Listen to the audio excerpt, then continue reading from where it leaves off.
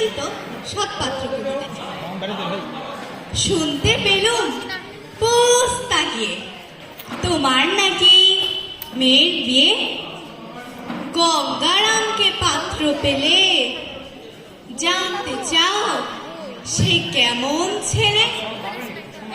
মন্দ নয়, সে পাত্র ভালো, রং যদিও বেজায় কালো, তার উপরে মুখের গঠন অনেকটা ঠিক পেঁচার মতো।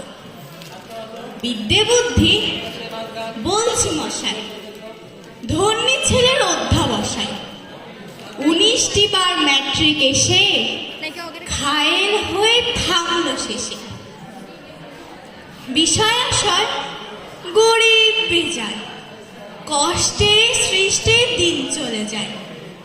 মানুষ তো নয় ভাইগুলো তার, একটা পাগল একটা গোয়ার, আর একটি সে তৈরি ছেলে জাল করে নোট গেছেন জেলে।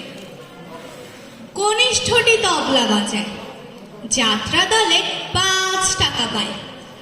গঙ্গারাম তো কেবল ভোগে পিলের জ্বর আর পাণ্ডু রোগে, কিন্তু তারা উচ্চ ঘর কংসরাজের বংশধর। শ্যামলাহিরির বনগ্রামে কি যেন হয় গঙ্গারামের। যা হোক, এবার পাত্র পেলে, এমন কি আর মন্দ ছেলে। ধন্যবাদ।